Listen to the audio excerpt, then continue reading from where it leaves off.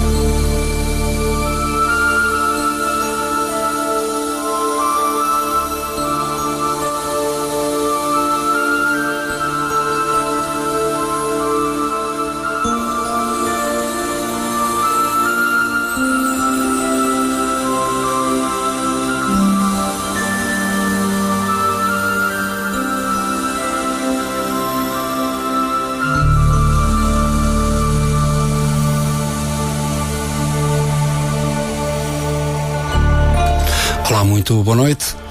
6 minutos e meio depois das 10, começamos o Correr das Águas.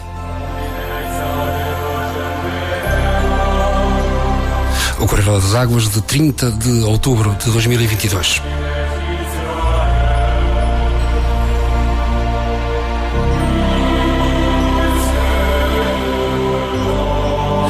Vamos estar 2 horas à conversa e com música pelo meio, com o escritor Tiago Moita, autor de vários livros de poesia: Ecos Mudos, 2006, Post-Mortem e Outros Uivos, 2012, e Metanoia, 2017.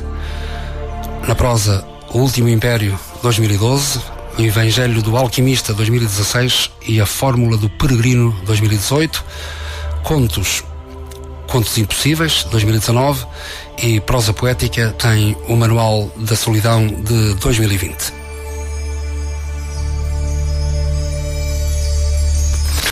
E tal como havia dito, temos connosco Tiago Moita, escritor. Muito boa noite, Tiago. Olá, boa noite. Olá. Espera só um bocadinho, que ainda não ouvi o microfone, ainda não abri o microfone. Pronto, okay. Agora sim. Olá, boa noite, Inês. É um prazer voltar depois de tantos anos de ausência aqui da Rádio Clube da Feira, e já agora o meu olá e boa noite a todos os ouvintes da Rádio Clube da Feira. Tiago Moita, vives em São João da Madeira há muitos anos? Desde há 37 anos. Tens pouco mais. Exato. Mas quer dizer que não és natural de São João da Madeira? Não, eu nasci em Lisboa em 1975, vivi não propriamente em Lisboa, mas no Concelho de Oeiras. Estive entre 74 e 80 em Algés, e depois entre 1980 e 85 em Carnaxide, e só vim para cá em 85 por motivos profissionais, que levou o meu pai a vir para aqui e trazer a família toda para cá. E portanto, desde há 30 e muitos anos que és nosso vizinho, és de São João da Madeira. Vamos começar pelo princípio. que é a ligação às letras. Já tens uma obra considerável, é o termo que me ocorre, já tens bastantes livros, desde poesia a prosa, e tens um que tu sabes, e os nossos ouvintes vão ficar a saber, que me é particularmente querido, porque aborda um tema e de uma forma fabulosa, é o Último Império, lá chegaremos. Como é que começou tudo? Como é que começou a paixão pelas letras? Eu sempre tive uma grande paixão e adoração pelas letras, desde que comecei a desenhar as primeiras letras pela primeira vez.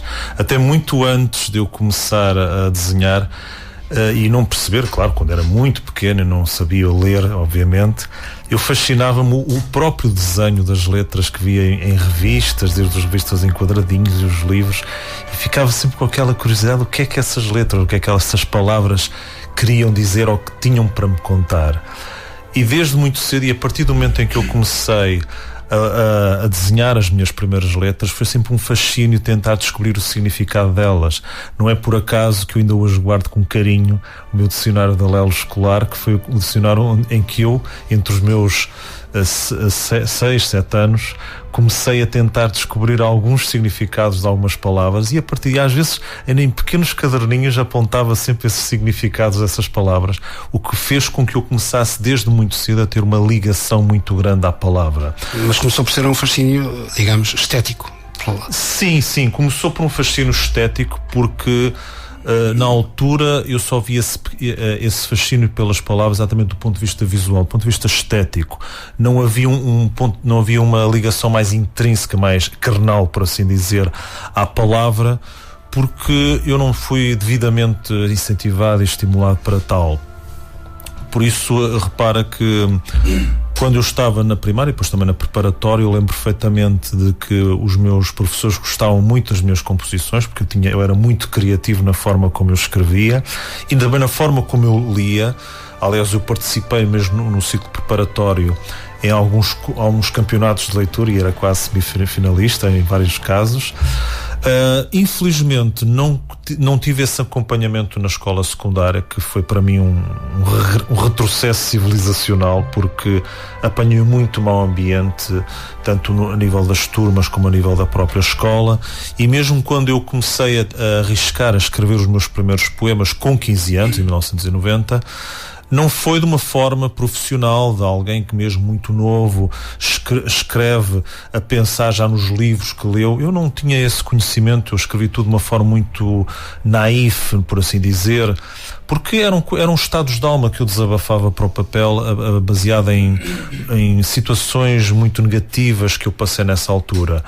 Próprias da adolescência também? Sim, mais pré-adolescência nessa altura propriamente, exato. Mas já era digamos, em forma poética, ou era prosa? Era mais forma poética, porque, pronto, lá está, eu estava na altura muito condicionado à rima, precisamente pelos conhecimentos que tinha da escola, da própria poesia que era ensinada na escola. Recordas quais eram os poetas mais... na escola era aquela tríade que a maior parte das pessoas conhecia, que era Luís Vaz de Camões, Fernando Pessoa e Flabela Espanca. Poetas que eu de todo naquela altura não tinha ligação, porque sempre me achei enfadonha na altura, enquanto pré-adolescente, a poesia com rima, a poesia mais lírica. E durante muitos anos, principalmente porque lá está, não segui na altura a área das letras, eu julgava que a poesia portuguesa era assim, de tal modo que eu depois, mais tarde, quando entro no 10º ano, eu já começo a ter um período mais positivo, e esse é o primeiro período em que eu abandono um pouco a poesia. Eu lembro-me que entre 1990 e 1992 eu escrevi realmente muitos poemas ainda em letras, mas com uma rima umas vezes pobre, outras vezes menos pobre, mas eram, como eu disse há pouco, estados existenciais, era uma forma de expiação de momentos negativos que eu passei nessa altura. E eu lembro-me aos 18 anos de ter rasgado esses poemas todos, porque eu queria apagar essa fase negativa da minha vida, e achava que destruindo esses poemas era uma forma de expiar tudo aquilo que tinha acontecido. Mas longe de imaginar que era necessário, talvez tenha sido necessário passar por esse período. Sim, porque também terá feito parte do crescimento enquanto escritor, ainda por estava aqui à procura do Pessoa quando disse sobre o Dom Dinis, que era o plantador de naus a haver, e tu eras um escritor a construir ou a ser encontrado. Nem te passaria pela cabeça. Muitas vezes dizia que era um poeta, um escritor em construção. Eu estava em obras porque... Mas lá está, na altura eu nem sequer tinha consciência que estava em obras, porque, como eu digo, na altura eu escrevia apenas por escrever, nunca me passou pela cabeça ser escritor, mesmo quando retomei a partir de 1995, mas aí, derivado de um primeiro chamamento, que na altura ainda não foi suficientemente forte para eu começar a escrever, mas foi um chamamento que foi numa altura muito engraçada. Eu, quando digo às pessoas que eu entrei na poesia por acidente, é verdade, porque foi depois de um acidente de bicicleta, e eu passo a explicar. No verão de 1995, em agosto, mais propriamente em 1995, eu tive um acidente de bicicleta e fiquei com o braço direito ligado por causa de um entorse provocado por esse mesmo acidente. E durante esse período de convalescença, um primo meu emprestou-me um livro de poesia inédita de Jim Morrison chamado Abismos. Eu reli aquele livro e disseste Jim Morrison? Jim Morrison, exatamente. O cantor dos Doors, exatamente. Ele, na altura, eu lembro-me que eu estou um bocado a biografia dele, ele alguns poemas assinava como James Douglas Morrison, que era o seu verdadeiro nome. E porque ele queria fazer a separação do James Douglas Morrison, poeta, do Jim Morrison, cantor, mas era difícil, e ele na altura mesmo as editoras pressionaram para que ele usasse o seu nome artístico, exatamente, porque é mais, não o conheciam, é mais vendável. E esse livro, de uma certa maneira, transformou-me, porque foi a partir dele que eu conheci um bocado a poesia beatnik, que eu nunca tinha ouvido falar, mas achei aquilo impressionante, porque a forma como o Jim falava do sexo, das drogas, da morte, da loucura, do êxtase, era uma coisa que eu não encontrava naquela poesia que eu habituei-me a estudar quando estava na escola secundária. E lembro que nos primeiros tempos, muita da minha poesia era poesia beatnik à la Jim Morrison. Eu na altura não conhecia mais nenhum poeta beat para além do próprio Jim Morrison, que ele já vem na fase pós-beatnik, exatamente anos 60. Mas foi fantástico, e sobretudo quando eu vou para a faculdade, quando eu entro na Faculdade de Direito da Universidade de Lisboa do Porto em 1995, aí é que o meu fascínio é maior, porque entro num meio e num ambiente aonde a cultura poderia entrar. Nas escolas secundárias de São João de Madeira, onde eu andei, a cultura era um parente estranho. Mesmo os meus professores de português não tinham esse hábito de incentivar os alunos a ter o prazer pela leitura e pela escrita. Eu digo às vezes na brincadeira, eu tive o azar de não ter um professor ou até um colega meu que me atirasse à cabeça com um livro do Dostoiévski ou do José Saramago para eu começar a ler, e a partir daí, já muito novo, começar a escrever. Não foi o que aconteceu.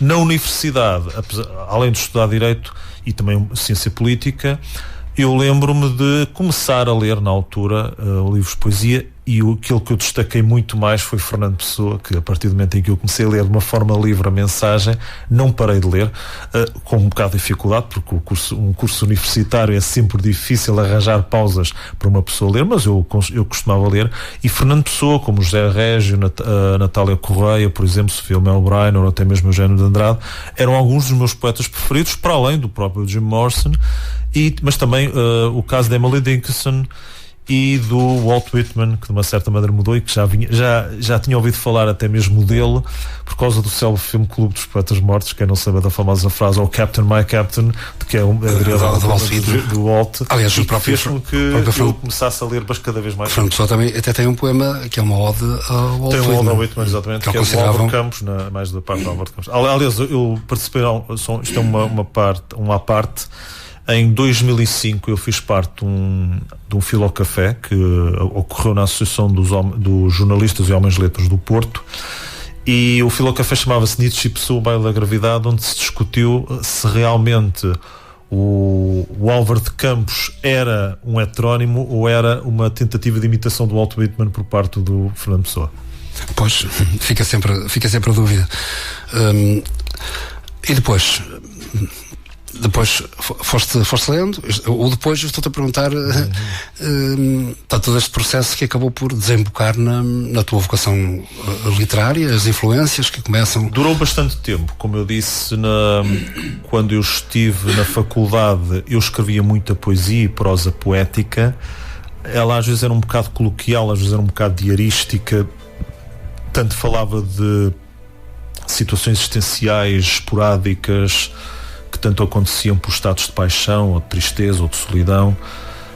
Lá está, aí ainda era um bocado naif, mas já era menos naif, porque essa poesia que eu chamava os meus poemas académicos, porque derivava da minha fase académica, eram poemas que já tinham alguma carga filosófica e literária, não só pelos poetas e escritores que eu falei anteriormente, mas também por influências que eu ganhei da filosofia, porque foi na faculdade que eu comecei a ler Sartre, ler Nietzsche, Heidegger, que também foi um filósofo que me marcou bastante, assim como Kant, Hegel, que eram obrigatórios para quem estuda direito, exatamente, e outro que marcou ainda muito mais, e até muito por influência do meu pai, que foi o Ralph Emerson, que teve uma influência primordial mais tarde, então quando eu começo o meu genuíno despertar.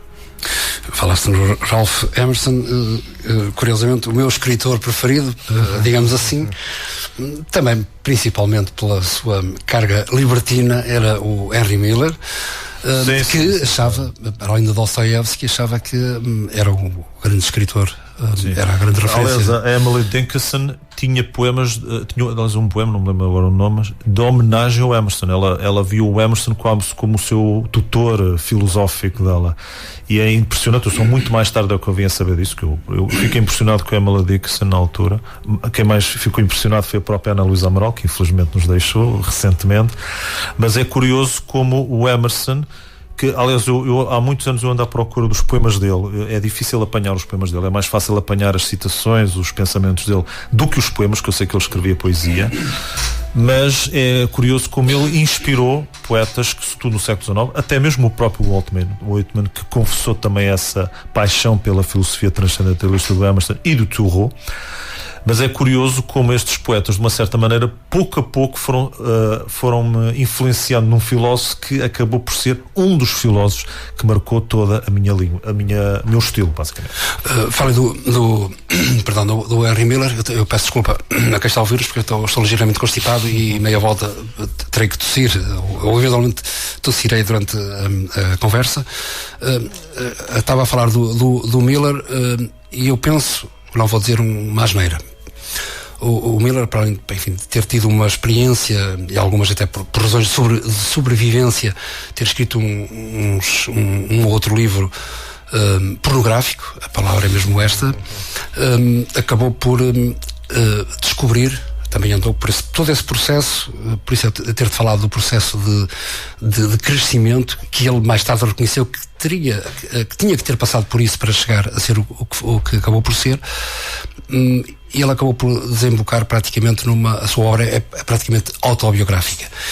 E eu penso que a sua trilogia principal, que é o Sexos, Plexos e Nexos, que abre exatamente com uma citação do Emerson, que diz, mais ou menos, no futuro, as grandes histórias, os grandes livros, as grandes obras literárias serão de cariz autobiográfico.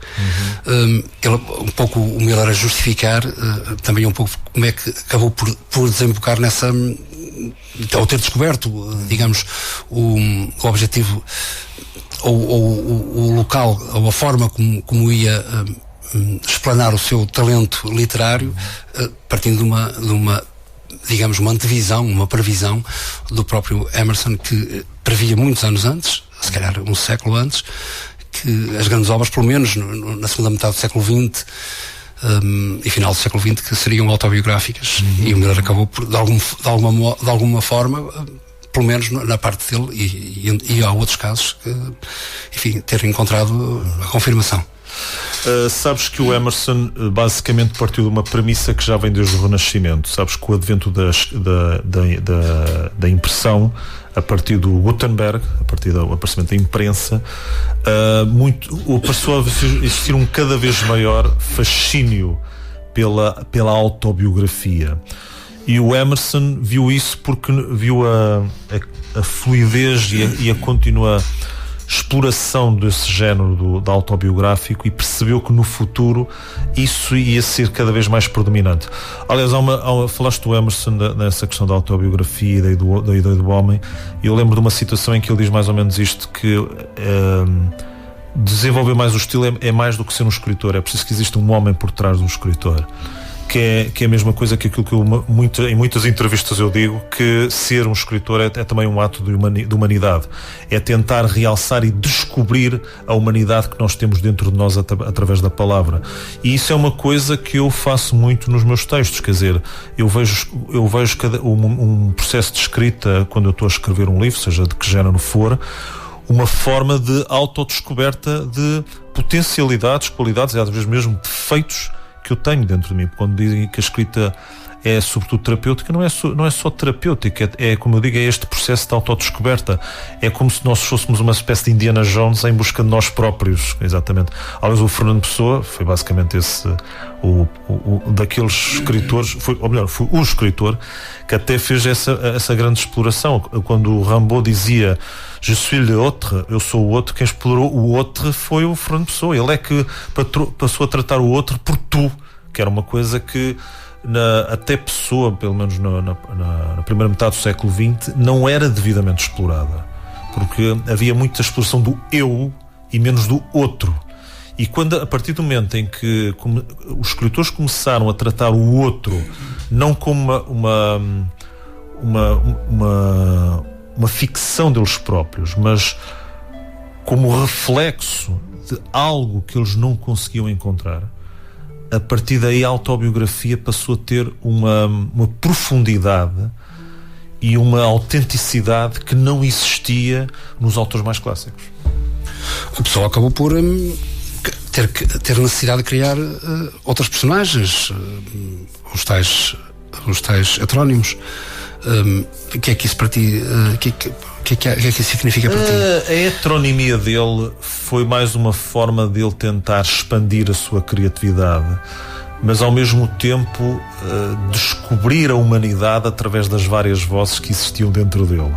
Eu acredito que esse processo de exteriorização de vozes literárias pode ser até um momento não de loucura, não parte dessa premissa da loucura, mas antes um momento de intercomunicação entre o escritor e ideias que se consubstanciam sob a forma de personagens, e através das personagens essas ideias se transformam em vozes que acabam por dar uma espécie de eco, não à personalidade do próprio escritor, ao seu ortónimo, mas a personalidades que são eco de outras personalidades da própria humanidade. E por isso é que diz-se que Pessoa foi tão plural como o universo, porque nós encontramos cada pedaço de personalidade intrínseca de cada ser humano, de cada indivíduo, em cada um dos seus heterónimos, que foram mais do que os 3 que nós conhecemos. E claro que o Bernardo Soares é outro caso à parte, porque ele nunca entendeu ele como um heterónimo. Aliás, ele foi inspirado num guarda-livros que ele conheceu em Lisboa, e a partir dessa conversa, que julgo, segundo dizem, ele teve com esse guarda-livros, deu origem ao seu famoso semi-heterónimo Bernardo Soares. Bernardo Soares, que é o pretexto, digamos assim, do teu livro mais recente. Sim, o famoso Manual da Solidão, que tem uma história curiosa, porque ele não era para ser o livro que eu passei a apresentar a partir de 2021. Porque a história foi esta: eu em 2009, eu trabalhei numa EPSS no Porto, e durante os intervalos do trabalho eu escrevi alguns textos baseados em confissões, deambulações que eu fazia enquanto eu estava a trabalhar naquela instituição. Eu na altura peguei naqueles textos e estava com a ideia de fazer daquilo um livro em prosa poética chamado Memórias de um Funcionário. Isso tudo mudou porque, entretanto, passado um ano, eu tinha acabado de escrever o meu romance O Último Império, mas também tinha acabado de ler o livro do Desassossego, que foi um livro que durou mais de 10 anos a ler, para tu veres a dificuldade que eu tive de ler esse livro, porque na altura eu não gostava desse livro. Eu precisei de ler, mastigar bastante a leitura, de ler bastante esse livro, para perceber que realmente é a obra, a magnum opus do Pessoa. Há alguns que dizem que é a mensagem que realmente tornou famoso já em vida, mas para mim a magnum opus é sem dúvida o Livro dos Assossegos. Que não é poesia? É prosa poética, exatamente, porque ele aí mistura aspectos da narrativa ligada à prosa com o lirismo, não na rima, mas o lirismo no próprio ritmo que as palavras têm a partir do momento em que elas são lidas. E também de cariz filosófico. Muito, aliás, o Fernando Pessoa já aí estava muito adiantado, porque enquanto nos outros livros tu encontras traços do modernismo, do qual ele fez parte, o Livro do Desassossego tu encontras aspectos do pós-modernismo. E o que é curioso, porque o livro estava quase pronto em 1929. Se tivermos em conta que só se começou a falar em pós-modernismo quando Jean-François Lyotard publicou em 1979 a Condição Pós-Moderna, passo para dizer que Fernando Pessoa estava 50 anos avançado ao seu tempo. Mas o que é verdade é isso. E aliás, quando o Livro do Desassossego foi publicado em 1982, ele inspirou imensos poetas dos anos 80 que se reviram naquela linguagem de um autor que nem sequer sabia o que era o pós-modernismo. E, no entanto, através da palavra, através do pensamento que ele colocou nesse livro, escrito 50 anos antes, ele acabou por falar de muita coisa que fez sentido para muitos escritores e poetas dos anos 80 para a frente. Fernando Pessoa, assim, eu peço desculpa por estarmos aqui muito centrados, mas eu sei que temos os dois uma grande admiração pelo poeta, mas o Pessoa também é conhecido, também teve deambulações, chamemos-lhe assim, por temas do oculto, pelo esoterismo, e portanto há aqui, não admira que seja alguém, uma espécie de visionário, alguém que está muito antes do tempo.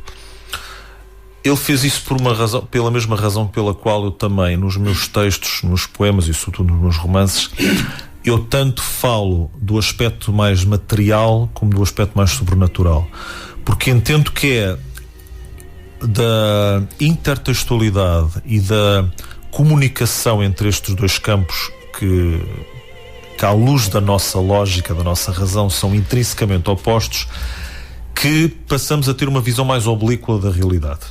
Eu não consigo conceber aquilo que nós entendemos como realidade enquanto o sobrenatural não estiver junto do mundo natural.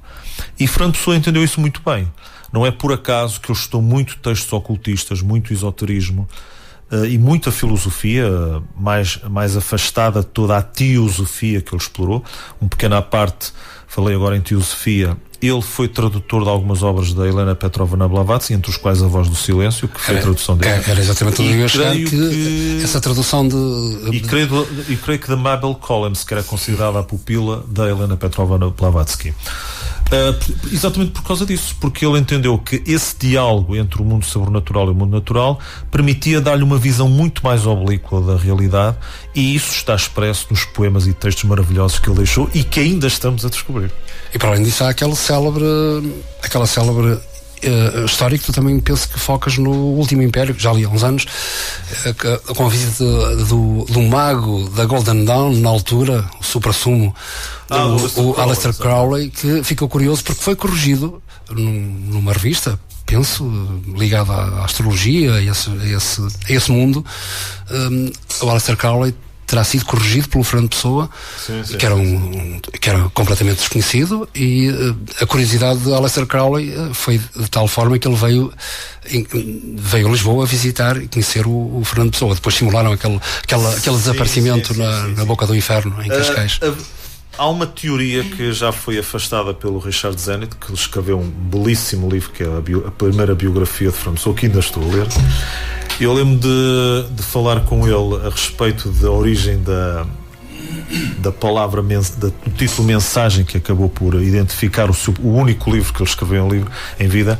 Porquê? Porque havia alguns teóricos que achavam que a palavra mensagem foi derivada de uma carta que o Aleister Crowley enviou ao Fernando Pessoa a dizer que adorou os poemas que ele escreveu, que eram poemas do Mensagem, que era para se chamar Portugal, e disse que viu aqueles poemas como uma autêntica mensagem. E há quem diga que foi por causa dessa frase que ele pegou em palavra mensagem e substituiu o título Portugal por Mensagem.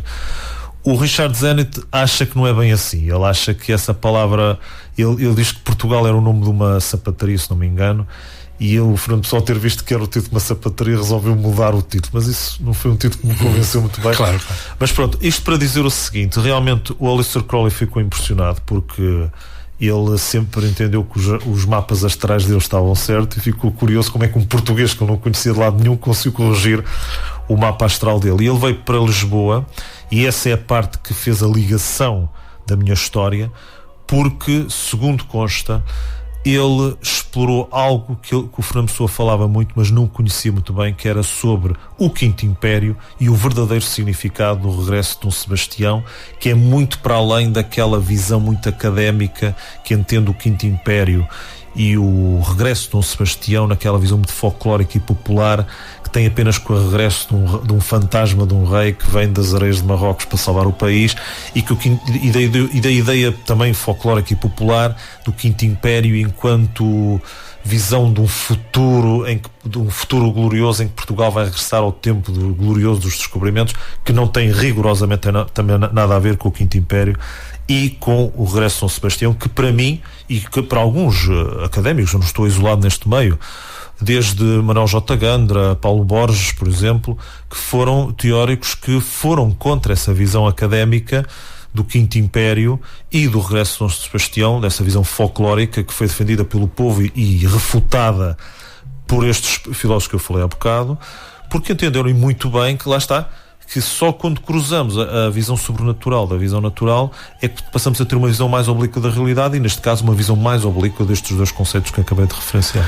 O Quinto Império, segundo uma conversa que tive com o Paulo Borges, pessoalmente, a única vez que estive com ele, acabou por me dizer que o que achava do Quinto Império é o culto do Espírito Santo, que terá sido introduzido em Portugal pelos Templários. É isso que tu pensas, não é isso?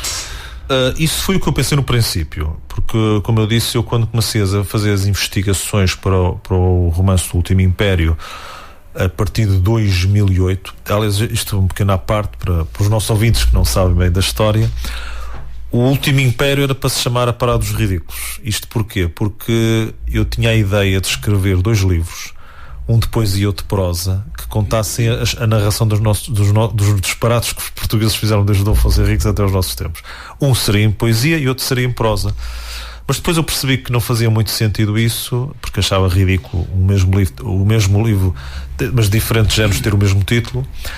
E tudo mudou quando, em dezembro de 2007, eu reli o livro A Mensagem de Fernando Pessoa das coleções Europa-América, que pertencia ao meu pai, e nessa altura encontrei, umas páginas mais à frente, um conjunto de textos chamado Fernando Pessoa e a Ideia de Portugal. O que era isso? Era um conjunto de textos que o nosso grande poeta escreveu para as revistas Águia e Orfeu sobre Portugal. E um desses textos falava sobre o mito do Quinto Império. E quando eu comecei a interpretar aquilo que o Fernando Pessoa escreveu sobre o Quinto Império, percebi que era muito mais que o culto do Espírito Santo, que representava o advento de uma nova era, de uma nova idade, que iria suplantar todas as outras eras criadas pelo homem. Aliás, de resto ele fala, citas num poema O Quinto Império, da Mensagem, onde diz Grécia, Roma, Cristandade, Europa. Exatamente. Os 4 se vão, quem vem viver a verdade, que morreu Dom Sebastião. Penso que se refere exatamente a isso. E ele no fundo, por isso é que eu disse que Fernando Pessoa decifrou o Quinto Império. Ele conseguiu decifrar aquilo que o Padre António Vieira escreveu no século XVII sobre o Quinto Império, que terá começado já com o sapateiro, Bandarra.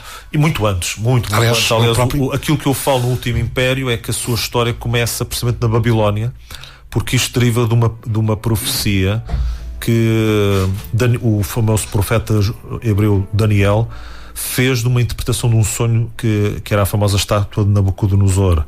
Nabucodonosor, quando prendeu os hebreus na Babilónia, teve um sonho muito estranho em que ele sonhava numa estátua com cabeça de ouro, peito e braços de prata, ventre e coxas de cobre e pernas de ferro, e que depois essa própria estátua era derrubada por uma pedra vinda de Ninhuros, onde ficava depois tudo em pó, e depois a estátua reconstruía-se como por magia, e eu não percebi o significado desse sonho, até que houve um guarda que soube através dos hebreus que havia um profeta que fazia interpretações de sonhos, e convidou Daniel a fazer a interpretação do sonho de Nabucodonosor. Ele, na altura, deu uma versão desse sonho ao rei, que dizia que os 4 metais representavam os impérios que iriam suceder após a queda do Império Babilónico, mas ele achava que o significado final do sonho é que haveria um 5º império, que seria o ressurgimento de Nabucodonosor e desse Império Babilónico. Claro que essa versão não correspondia à realidade, e em escritos que Daniel falou mais tarde, e que alguns praticantes da doutrina secreta sabem disso, o que ele no fundo quis dizer é que a humanidade ia passar por 4 impérios fundados pelo homem e um fundado por Deus. Portanto, os 4 impérios, segundo Fernando Pessoa, consubstanciam em 4 eras, que ele entende como uma fase de ouro, que é a fase grega, uma fase de prata, que é menos brilhante, que era a fase romana, a fase de cobre, que seria uma fase de atraso, e uma fase mais materialista, cinzenta, mas por outro lado sólida, que seria a fase de ferro, que era a 4ª idade. E a 5ª idade seria uma fase luminosa, em que iríamos regressar à tal idade do ouro dos gregos, que segundo Pessoa iria começar em Portugal com o tal advento do 5º Império. O regresso de Dom Sebastião representava outra coisa totalmente diferente. Representava o renascer da alma lusitana, que consubstancia as qualidades de todas as pessoas que representam o 5º Império. Seria, no fundo, o renascer do homem novo do 5º Império, que Fernando Pessoa havia personificado na figura de Dom Sebastião. Muito disto que acabaste de falar está no livro O Último Império. Vamos falar sobre este livro, até porque isto passa rápido, passa depressa. Tens vários livros, depois na segunda parte vamos livro a livro. Sim. O Último Império, para além de uma mensagem, digamos, de ser, em termos mesmo de conhecimento histórico, é fabuloso, mas também é um livro que está escrito, até está no YouTube, pode ser visto na conversa que tens com o editor, penso que é o Luís Miguel Rocha, que... Não, era um amigo meu. Mas também era editor, o Luís Miguel Rocha. Sim, ele foi editor entre 2007 a 2010, de uma editora chamada Mil Books, que infelizmente fechou. Mas ele, acima de tudo, foi escritor. Ele também escreveu livros polémicos sobre o Vaticano também. Sim, ele explorou muito a história do Papa. Mas há aqui uma coisa que muitos ouvintes não sabem. Muita gente o comparou com o Dan Brown português. Ele realmente teve um estilo mais comercial, porque o objetivo dele era vender. Mas o estilo dele era José Saramago. E para aquelas pessoas que acham que eu estou a mentir, leiam o livro A Virgem.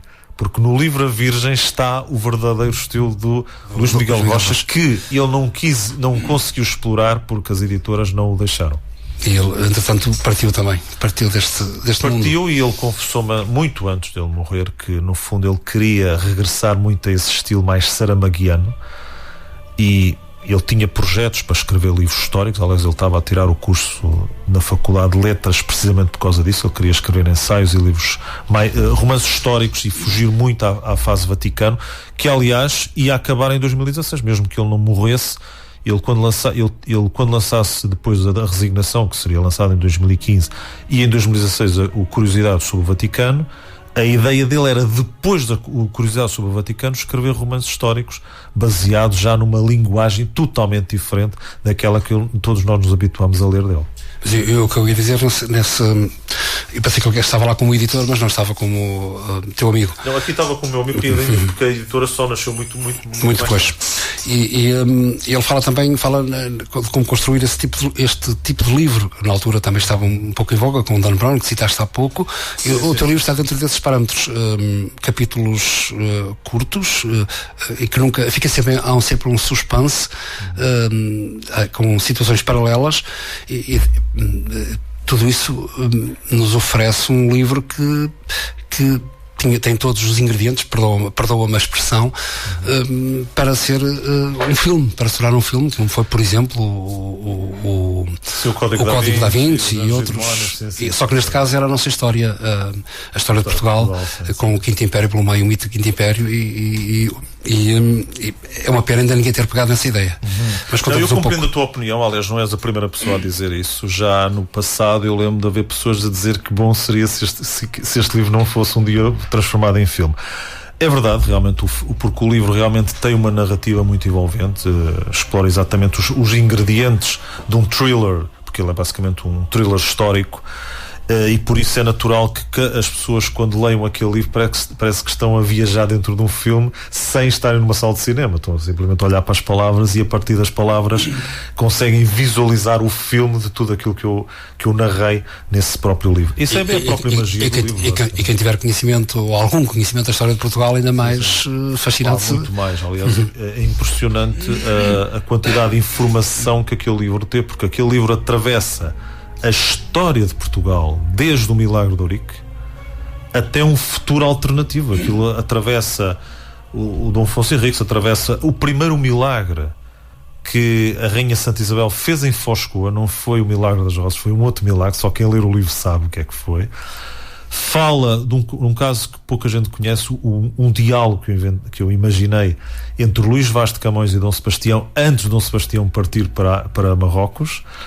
Falo do julgamento do Padre António Vieira, que é uma coisa absolutamente incrível. É um texto que, no meu entender, é dos melhores textos que eu escrevi ali, porque retrata exatamente como foi o julgamento dele e porque é que o Quinto Império era um tema tão perigoso, tão ameaçador, que levou a própria Igreja Católica a condenar o Padre António Vieira por dizer algo que era considerado herético. O famoso encontro entre o Fernando Pessoa e o Aleister Crowley em 1930, em que o Aleister Crowley dá-lhe uma visão sobre o que era Dom Sebastião e porque é que ocorreu na sua ideia a Batalha de Alcácer Quibir naquele lugar, porque isso é um mistério que muita gente ainda hoje não sabe. Nunca ninguém percebeu porque é que Dom Sebastião tinha tudo para ganhar uma batalha e ele venceu várias batalhas. Aquela foi a sua única, por poucas pessoas que não sabem. Alcácer Quibir foi a única batalha que Dom Sebastião perdeu. Ele venceu várias batalhas, muito à custa dos seus comandantes, e teve inúmeras vitórias durante os 10 anos de reinado. Aquela foi a única. E o grande mistério que ainda se coloca ainda hoje é porque é que ele escolheu aquele terreno que é basicamente, que na altura era basicamente um buraco. E não sei se viste o filme Non ou A Vanglória de Mandar de Manuel de Oliveira. Quando ele dá sinal para avançar, sabia que estaria condenado. Pelo menos tudo isso é muito estranho, quer dizer, ele dar o sinal para avançar e sem ter os soldados preparados, e depois os soldados tiveram de o acompanhar nessa situação. Portanto, e por isso é que houve pessoas que acharam que ele devia estar ali a fazer tudo para perder, mas ninguém sabia o porquê.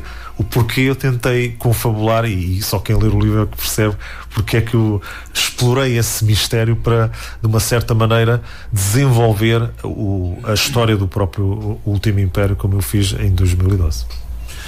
Muito trabalho, muita pesquisa. Esse livro já foi publicado há 10 anos. Sim, mas isto foi 1 ano e meio de pesquisas e 11 meses de trabalho forçados. Foi mesmo muito complicado. Ainda para mais pelo meio, este romance foi bastante difícil. Eu gostei muito, eu diverti-me imenso em escrever este romance, mas foi muito difícil fazer o encolhimento, porque apesar de eu já tentar escrever um thriller antes, este foi o meu genuíno primeiro thriller. E é mais complicado porquê? Porque um thriller é um encadeamento de várias histórias. Não é propriamente a história de uma ou duas personagens, são outras personagens que vão contando várias histórias e eu tenho que encadear capítulo a capítulo, de modo a que o próprio livro não seja enfadonho na própria leitura. E não é, seguramente não é. Não foi seguramente. O livro é empolgante. Então, eu fiz uma coisa também curiosa. Por exemplo, nós quando lemos livros como o Código da Vinci, eu estou à vontade, eu já li esse livro, mas o problema dos livros como o Código da Vinci é que, primeiro, eles dão mais importância à história do que à linguagem, que eu acho errado. E em segundo lugar, são livros que, no meu entender, tornam as personagens muito plásticas e muito ligadas à história. Ora, no Último Império eu não fiz isso. Eu quis explorar um bocado as histórias privadas das personagens e colocá-las em momentos mais existenciais, de modo a que o leitor, cada vez que lesse uma circunstância qualquer de uma personagem, estou-me a lembrar de Leonor Cortés, estou-me a lembrar do Miguel Maia, que eram personagens secundárias, elas se identificassem com os problemas deles e não propriamente com todo o enredo que eu criei à volta do Quinto Império, precisamente para dar uma narrativa mais humanista ao próprio livro e não torná-lo apenas uma fantasia em si.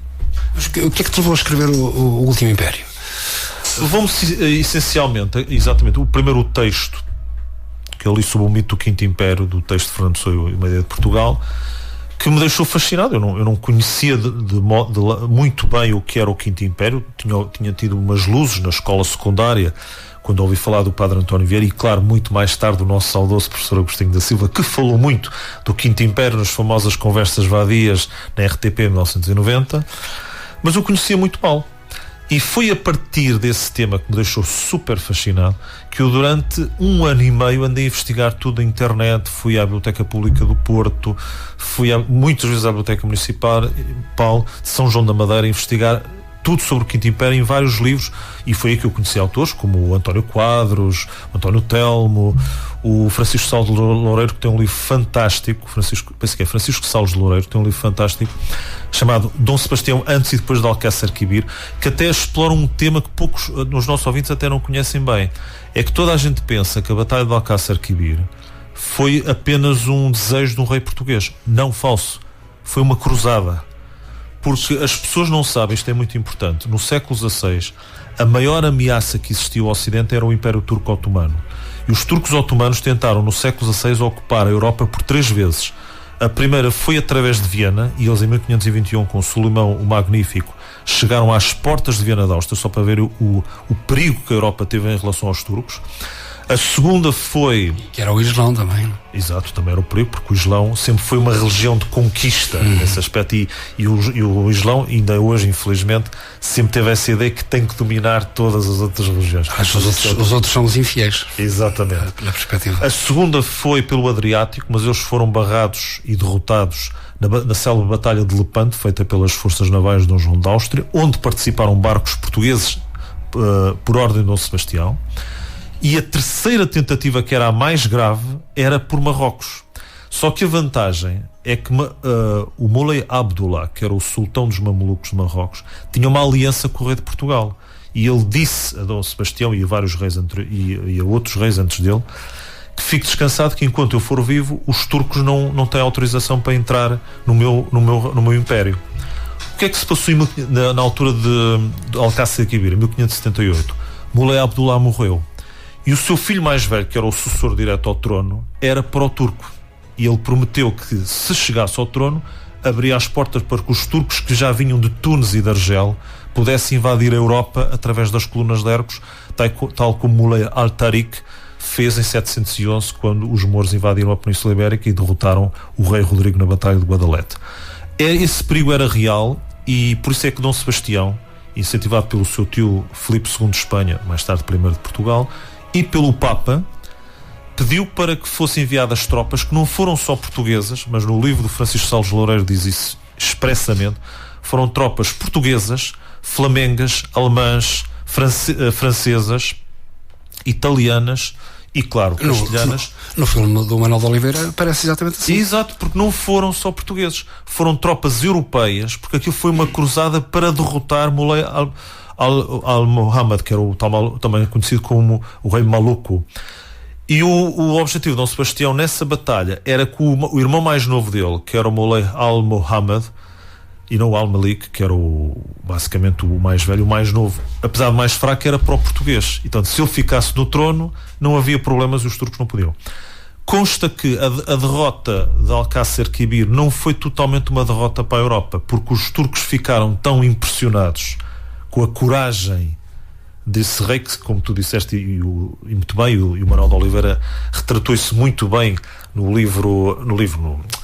filme Não a Glória de Mandar, exatamente.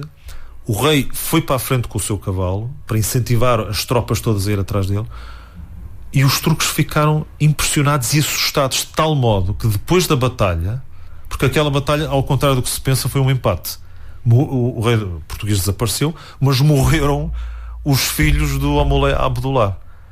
E os turcos, ao verem aquilo, desistiram e nunca mais invadiram a Europa, pelo menos por aquela zona. Depois, no século XVII, ainda tentaram outra vez por Viena da Áustria, mas depois desistiram. Olá, mais uma vez, boa noite. Regressamos para a segunda parte do Correr das Águas. Um espaço de magia feita de música e palavras que acontece na Rádio Clube da Feira todos os domingos, entre as 10 e a meia-noite.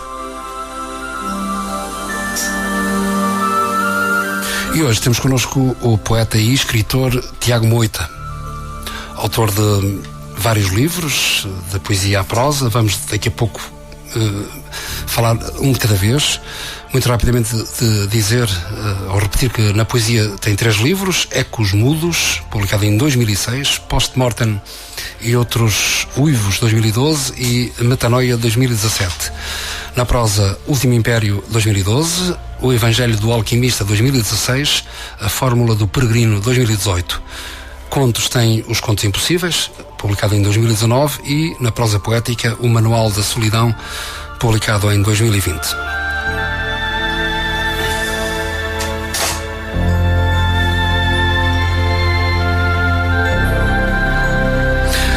Abrimos habitualmente com um tema musical e vamos fazê-lo, mas antes disso vamos desafiar o Tiago a partilhar connosco um poema. Olá novamente, boa noite novamente a todos. O poema que eu gostaria de partilhar é um poema muito especial para mim pelo seguinte motivo. Foi através deste poema que eu despertei para a minha vocação literária. A 22 de agosto de 2003 eu frequentava muito a noite sanjoanense e num bar que eu costumava frequentar muito, chamado Decibéis, conheci uma rapariga que na altura tinha os seus problemáticos 16 anos, chamada Sara Costa, que hoje é uma grande escritora e poeta. E na altura, quando estive a conversar com ela, ela emprestou-me para ler um livro chamado Horto de Incêndio, de Alberto, que eu não conhecia de lado algum. E na altura eu lembro-me, quando comecei a folhear as primeiras páginas, eu li logo o primeiro poema e aquele poema provocou em mim um êxtase de tal maneira, tão forte, como se eu tivesse sido impactado por um tsunami. E o poema que eu queria deixar a todos os ouvintes é precisamente o poema que fez com que eu despertasse para a minha vocação literária. Para todos vocês, Recado de Alberto. Ouve-me. Que o dia te seja limpo e a cada esquina de luz possas recolher alimento suficiente para a tua morte. Vai até onde ninguém te possa falar ou reconhecer. Vai por esse campo de crateras extintas. Vai por esta porta de água tão vasta quanto a noite. Deixa a árvore das cassiopeias cobrir-te e as loucas aveias que o ácido enferrujou erguerem-se na vertigem do voo. Deixa que o outono traga os pássaros e as abelhas para pernoitarem na doçura do teu breve coração. Ouve-me. Que o dia te seja limpo e para lá da pele constrói o arco de sal, a morada eterna, o mar por onde fugirá o etéreo visitante desta noite. Não esqueças o navio carregado de lumes de desejo em poeira. Não esqueças o ouro, o marfim, os 60 comprimidos letais ao pequeno almoço. Voltamos à conversa com o nosso convidado, que é o Tiago, escritor e poeta Tiago Moita. Tiago, escolheste esse poema do Alberto, que foi o tal clique de algo que já estava ali, digamos, em germinação, mas que foi o tal clique que te levou a tornar-te escritor. Sim, porque de uma certa maneira, como eu digo, há livros que nos marcam e há também textos que nos marcam da mesma maneira. E este poema, principalmente, e este livro do Alberto, marcou-me porque revelou-me uma forma de escrever poesia e de explorar de explorar o próprio ritmo, a própria realidade de uma forma muito surreal, que eu não estava à espera, nem conhecia, como eu já disse há pouco. Eu até conhecer Alberto julgava que Sofia Melbrar e Eugênio de Andrade eram os últimos poetas portugueses vivos, porque eu não conhecia outros poetas para além desses, e felizmente estava enganado.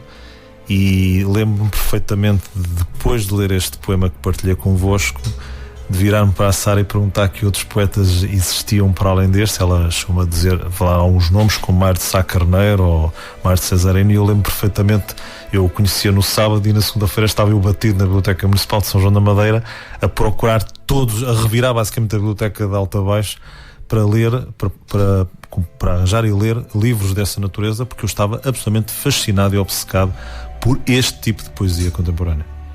E portanto o Alberto, que também partiu precocemente. Partiu em 1997, eu penso que foi com 47, 46 anos, já não me lembro muito bem. Partiu porque ele foi vítima de SIDA, infelizmente. Mas deixou uma obra inigualável. E é preciso ver que ele só quando publicou a coletânea de poemas dele, que era o Medo, em 1987, que por causa disso ganhou o prémio Pen Club, ele tornou-se logo num poeta de referência. Aliás, ele inspirou todos os poetas dos anos 80, 90 e também dos anos 2000. A Sara foi um deles, eu também fui um deles, precisamente porque ele revelou esse lado obscuro e negro, urbano-depressivo, que não era muito comum falar em Portugal. E ele explorou muito isso. Ele esticou muito mais as suas influências ligadas a Rimbaud, a Baudelaire também, mas também ligados a outros poetas que faziam parte do imaginário surrealista, como era o caso do Mário de Cesarino, do qual eu tinha uma grande afinidade. E aquela forma como ele explorava a luxúria, o sexo, a obsessão, a morte, a loucura, impressionaram-me, porque eu já tinha visto esses temas na poesia do Jim Morrison e depois mais tarde também do Allen Ginsberg, que foi um dos poetas que me influenciou tanto, que inspirou o meu segundo livro, o Post-Mortem e outros livros, e por isso fez com que eu, a partir daí, começasse a ver nesse tipo de poesia uma forma de eu também abrir cada vez mais as portas da minha mente, as tais portas da percepção, como falava o Aldous Huxley. E que deram nome aos Doors, do Jim Morrison. A abertura, The Doors of Perception, exatamente. When the doors of perception open, the enlightenment is open to everyone. Portanto, eu lembro perfeitamente disso, e foi à custa disso que eu depois comecei a explorar cada vez mais a poesia e entrar em territórios que depois mais tarde levaram a que eu escrevesse o meu primeiro livro. Pois é, exatamente, o encaminhamento é esse. Este encontro, digamos assim, com o poema do Alberto foi em 2003. E em 2006 tu publicas o teu primeiro livro, que é um livro de poesia, que é o... Sim. Eu, como eu disse, eu tive um tempo parado porque eu interrompi os meus escritos de poesia em 2001, quando fui forçado a interromper o curso. Depois, em 2003, retomei por causa deste livro em particular e deste poema em particular, e eu comecei a desenvolver um conjunto de poemas mais obscuros, mais negros, e em janeiro de 2004 um amigo meu falou com essa minha amiga Sara e disse que a Sara ia lançar um livro. E eu achei tanta piada aquilo que eu pensei, olha, se a Sara vai lançar um livro, porque é que não hei de lançar? E comecei a reunir um conjunto de poemas, comecei a escrever já desde o final de 2013, ainda em 2004, e na altura não tinha assim grandes ambições. A ideia até era dar como título poesia ou poema, já não me lembro muito bem, mas era um título muito simples na altura. O que mudou tudo foi um poema que eu escrevi num estado de quase psicografia, chamado Ecos Mudos. Portanto, era um poema que começou a ser escrito uma assentada, não tinha título na altura. Isso aconteceu em fevereiro de 2004 e que me deixou muito assustado, porque eu lembro de estar a fazer escrita automática. Eu sentia que a mão estava a escrever sozinha, que eu não tinha qualquer controle sobre a mão. Isso é uma espécie de mediunidade. Foi quase mediunidade, mas foi mesmo. E li aquele poema em prosa poética e fiquei tão fascinado, porque era um poema que contava a história surrealista de um poeta que foge da notícia da sua própria morte. E achei tão estranho e ao mesmo tempo tão fascinante aquela história, que eu pensei em reunir um conjunto de poemas, não para criar um livro de poesia comum, mas para construir uma fábula poética sobre os ecos da nossa fragilidade humana, que são os tais ecos mudos. Daí o título, e por isso é que quando vi o nome do poema, que era Ecos Mudos, pensei, olha, este é um bom título para um livro. E depois a partir daí foram basicamente 4, 5 meses de elaboração desse livro, que na altura, como eu digo, eram histórias muito essenciais, que falava de paixão, de primeiro amor, de desejo, fantasia, depois a morte, que é o próprio poema Ecos Mudos, e que depois levou a um outro campo que é muito curioso, porque eu tinha escrito 2 poemas, que era o Rio dos Mortos e a Sala dos Espelhos Negros, que refletiam visões demoníacas e sobrenaturais, que faziam-me lembrar muito a Divina Comédia de Dante. E eu, por causa disso, fui ao Porto comprar a Divina Comédia de Dante e comecei a reler esse livro, que eu já tinha lido na faculdade, e a partir daí comecei a desenvolver, a extrapolar muito a própria história e imaginar o que seria da alma desse poeta se fosse julgada num campo neutro entre o céu e o inferno sobre o seu verdadeiro destino. E daí o Ecos Mudos ter tido uma dimensão épica que eu nunca imaginei que tivesse. Pronto, dado o ponto de partida, mais tarde, já em 2012, penso que é a tua segunda publicação, aliás, tens 2 publicações em 2012. É um livro de poesia e o tal livro de que já falamos bastante, que é o Último Império. Qual deles foi lançado primeiro? E falo do poesia, Post-Mortem e outros. Sim, não, foi lançado primeiro o Último Império. O Último Império foi lançado em abril, mais propriamente a 23 de abril de 2012. A apresentação oficial foi no dia 28 de abril, na FNAC do Chiado, com o professor Miguel Real, que fez uma brilhante apresentação. Quem não viu essa apresentação pode ver no YouTube. Miguel Real fala sobre o Último Império. E ele basicamente ficou também fascinado, porque ele disse, e são as palavras dele, que este é o livro que explora melhor o Quinto Império depois do Padre António Vieira. Isto é impressionante, o elogio que ele faz à obra em ter dito isso. O prefácio também é dele, não? Este livro não tem prefácio. Tem uma citação do Mário Cláudio. Sim, isso foi uma outra surpresa ainda maior. O Mário Cláudio abordou-me em 2014, ele queria muito ler o livro, e na altura ofereci um exemplar que tinha lá em casa, e ele depois envia uma carta a agradecer e chamou o livro, e passa a citar um livro muito envolvente e não raro julgamento, que me autorizou a publicar essa citação, e que me deixou surpreendido, porque eu nunca imaginei que o Mário Cláudio gostasse de um thriller, ainda para mais um thriller histórico como é o Último Império.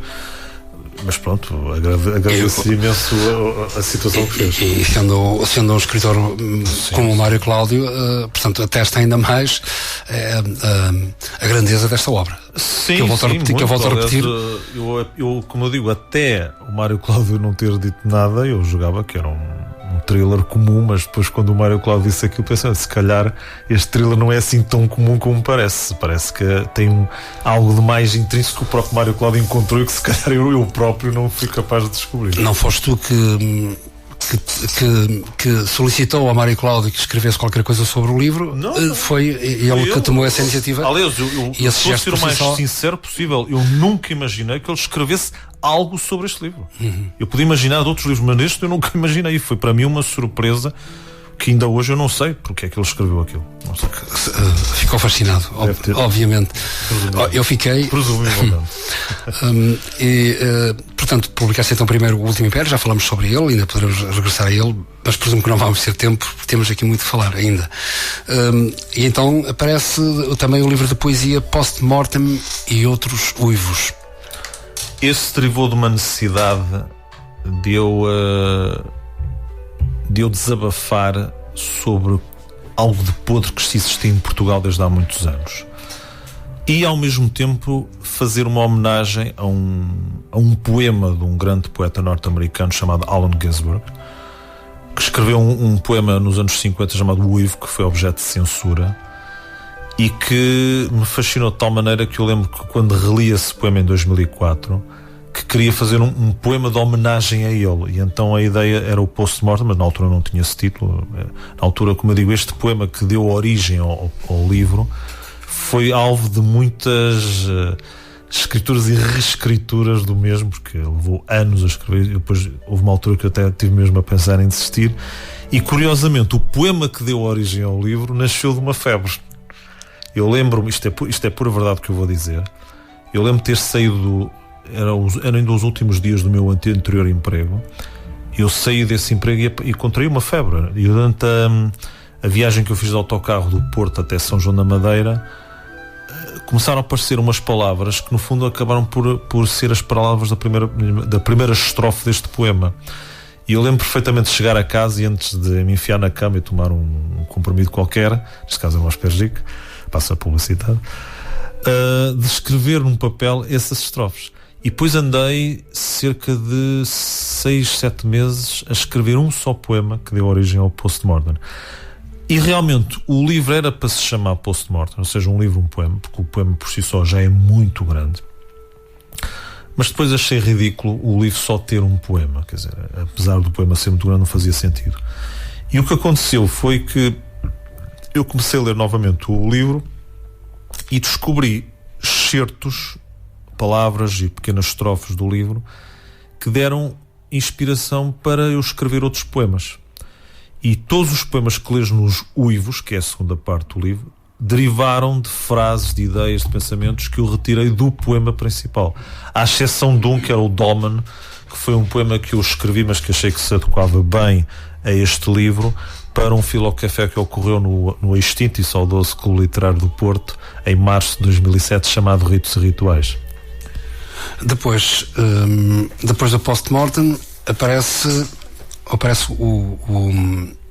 também em simultâneo um livro, no mesmo ano, um livro de poesia. Só um pequeno parênteses. O Postmortem, para quem não sabe, é um livro que no fundo retrata a ideia de revolução, ou seja, a ideia de como um ser humano, a partir de uma revolução social, consegue ao mesmo tempo descobrir-se e formar uma revolução interior para tomar mais consciência de si próprio. É basicamente esse o tema que deu origem ao Postmortem de outros livros.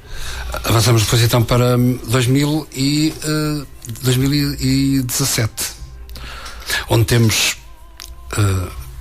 um livro de poesia, Metanoia, e um livro de prosa, um romance, que é o Evangelho do Alquimista. Esse que foi publicado antes, em 2016. 2016, exatamente. Peço desculpa. A segunda edição foi 2017. Exato, a segunda edição. Portanto, então, o Evangelho do Alquimista, o livro... O Evangelho do Alquimista foi um livro arriscado e bastante complexo e compacto também, mas foi o livro em que eu consegui cortar com o estilo do Último Império. O Último Império era muito plástico, no sentido que tinha uma narrativa muito previsível e uma linguagem mais simples. O Evangelho do Alquimista já tinha uma linguagem mais literária e filosófica também, e um enredo menos plástico, mais complexo, mas ao mesmo tempo mais envolvente, porque é um livro onde um leitor pode lê-lo em qualquer página, porque encontra ensinamentos que não encontrava no Último Império. Basicamente, o Último Império, o leitor tem que seguir uma a história sequencial. Neste livro, uma pessoa pode seguir a história e ao mesmo tempo ler apenas pequenos excertos de ensinamentos que basicamente podem marcar até a vida de uma pessoa. Isto porquê? Porque o Evangelho do Alquimista, no fundo, é um romance que conta a história de um caixeiro viajante chamado Samuel, que encontra um profeta e dá a boleia a esse profeta que estava perdido no meio de um deserto, e de repente, sem o saber, acaba por se envolver uma odisseia em que esse profeta tenta auxiliar as pessoas de um planeta onde vive esse caixeiro viajante a tomarem a tal autoconsciência holística de si próprios, para provocar a tal revolução interior que eu já falava, mas de uma forma muito resumida, no Postmortem e outros livros. Isso basicamente foi o Evangelho do Alquimista, e foi até um livro que teve uma enorme receptividade do ponto de vista da distribuição e das vendas, ainda mais que o próprio Último Império. As duas palavras, neste caso são três: o Evangelho Alquimista. Isto aqui há logo uma como é que é dizer, há logo uma ligação à espiritualidade aqui. Sim, o Evangelho, é o romance mais espiritual e filosófico que eu escrevi, não há dúvida, porque a ideia era exatamente essa. Eu senti desde há muitos anos para cá que estávamos a entrar numa nova consciência holística, estávamos a entrar numa nova era, como um novo pensamento, e era importante escrever um romance em que, através de uma personagem, eu desse a voz, a serviço de porta-voz, desse a mesma linguagem, desse mesmo pensamento. E a ideia do Evangelho do Alquimista era mostrar, através dessa personagem, que era possível qualquer pessoa poder entrar nessa nova consciência e através dela poder transformar-se não só o mundo, mas sobretudo a si próprio. A ideia do Evangelho do Alquimista é curiosa porque o livro era para se chamar o Oráculo do Destino, que foi no fundo o mote que deu origem a toda esta história. Não foi assim porque eu lembro-me quando desenvolvi um pequeno brainstorm a respeito das ideias que eu queria colocar nesse livro, que a primeira palavra que realçou mais foi a palavra Evangelho, e eu andei durante poucos meses sobre o que é que eu ia fazer para completar a palavra Evangelho, porque não fazia sentido só chamar o Evangelho. Isso tudo mudou quando eu li um livro do Alexander Robb chamado Alquimia e Misticismo, e comecei a explorar o que é que os alquimistas faziam, aquela ideia de que através da alquimia procurava uma transformação não só alquímica, mas uma transformação deles próprios. Eu achei engraçado o nome, então dei como personagem principal desse profeta o alquimista, então ficou o Evangelho do Alquimista, e foi o título que permaneceu desde 2010 até agora. Mas dizes que a temática que aborda essa nova perspectiva da mudança interior, holística, isso também de algum modo tem a ver com o Quinto Império. Sim, entrecruzam-se muitas coisas. É uma pergunta pertinente. Porquê? Porque no Evangelho do Alquimista as pessoas ficam a saber um pouco a transformação que vai acontecer no Quinto Império. Porque no Quinto Império eu falei nas últimas páginas de uma forma muito resumida o que é que iria acontecer. Aliás, o epílogo fala de uma forma muito poética o que era o advento do Quinto Império. O Evangelho do Alquimista já explora bastante mais coisas sobre o que será a era do Quinto Império. E isso eu fiz de uma forma muito mais envolvente, mas também bastante complexa. Este livro demorou bastante tempo, ainda foram quase 2 anos, porque ainda houve um processo de reescrita e revisão, mas durou bastante tempo, porque intrincar todas as matérias, fazer com que houvesse um encadeamento entre o pensamento alquimista e o pensamento das personagens. Porque ao contrário do Evangelho em que, como acontece nos Evangelhos da religião católica, em que nós estamos habituados a ouvir a palavra do profeta, neste caso a palavra do nosso Senhor Jesus Cristo, e não ter uma refutação, no Evangelho do Alquimista não acontece isso, porque a própria personagem do alquimista é confrontada até pelos seus próprios discípulos sobre vários temas que ele aborda em vários momentos dessa mesma história. E por isso este livro levou muito mais tempo, porque para fazer este entrelaçamento fez com que eu tivesse de desenvolver ainda mais o livro, de modo a que a linguagem fosse mais acessível, não só para quem está a escrever, obviamente, mas principalmente para quem quer ler. E, portanto, está intimamente ligado à ideia do Quinto Império. Para quem nos escuta, ou quem nunca ouviu falar no mesmo Quinto Império, sem falar do Quinto Império expressamente, exatamente. Claro que está bastante ligada, apesar de não focar o tema como eu foquei quando escrevi o Último Império, mas por abordar temas que fazem ligação com muito aquilo que eu quis falar do Quinto Império, mas não consegui falar no meu romance de estreia. Império, a palavra Império remete-nos para um império militar, económico? Não. Aliás, mas o Quinto Império... O Quinto Império não pressupõe muito isso. O Império também pode já não tem nada a ver com isso. Aliás, quando falamos do Império Romano, falamos também numa fase romana. Aliás, acho que foi basicamente isso que eu deduzi da interpretação que Fernando Pessoa fez dos famosos 5 impérios que ele retratou nesse artigo sobre o mito. Também uma perspectiva de civilização, fase, de período da história. Pronto, cultural também. Sim, principalmente cultural, mas de uma outra forma, porque muita gente também ainda hoje fala do Quinto Império como a era da cultura portuguesa, da língua portuguesa, e eu vou muito mais para além disso. Não tem muito só a ver com a língua e com a cultura. Tem também muito a ver com a espiritualidade. Tem muito a ver com o despertar da consciência, com a religação que temos entre o mundo natural e o mundo sobrenatural. E esse tipo de temáticas muitas vezes não são exploradas. Nós falamos muito da temática pessoana, da minha pátria, a língua portuguesa, e esquecemos que para além da língua existe outra pátria que é a alma do nosso país, e nesse caso a alma da humanidade. Mas e aqui podemos dissociar-nos dos templários, porque Portugal é uma criação templária. Sim, que eram guerreiros ou militares, monges, religiosos, digamos assim. Eu foco isso muito no Último Império, porque São Bernardo de Claraval, que é o patrono dos Templários, teve um interesse muito grande em Portugal, que tem a ver exatamente com um segredo, que eu não vou aqui ser spoiler, porque só quem ler o livro é que vai perceber que segredo é esse, e foi por causa desse segredo que, segundo o meu livro, São Bernardo de Claraval quis que Portugal fosse a primeira nação templária, que ele já andava à procura na Europa de um local onde os templários fossem a ordem predominante, sem esquecer as outras, obviamente, mas ele escolheu Portugal porque ele entendeu que Portugal tinha uma missão especial no futuro, e então viu que a única forma de salvaguardar esse futuro e esse segredo era trazer para aqui a ordem dos templários, de modo a proteger os reis de Portugal e o nosso reino. E isso foi de tal maneira tão poderoso que, quando Jacques de Molay, que foi o último grão-mestre da Ordem dos Templários, antes de morrer ele escreveu uma carta ao rei Dom Dinis a pedir expressamente que ele salvasse a Ordem dos Templários. E a prova disso é que Dom Dinis efetua a primeira nacionalização que houve na história, se calhar, da humanidade, que foi comprar, no fundo, a Ordem dos Templários em Portugal e convertê-la em Ordem de Cristo. Até porque tinha sido perseguida pelo rei de França e pelo Vaticano, digamos, o expediente, a forma de contornar isso foi chamar a Ordem de Cristo. Exatamente. Que é basicamente a Ordem dos Templários. E até dizem que o próprio nome de Portugal, formação, não sei se tens algum conhecimento sobre isto, seguramente que tens, que tem a ver com o Porto do Graal, que é o Santo Graal. Sim. Aliás, há documentos em que o Afonso Henriques assina como o rei de Portugal. A ideia que isto podia ser o abrigo do Graal, do Santo Graal, que é mas leva a muitas interpretações. Exatamente. Avançamos também em 2017, a seguir ao Evangelho do Alquimista, aparece mais um, que é o terceiro livro de poesia, Metanoia. O Metanoia é muito curioso. Foi um livro que não foi pensado.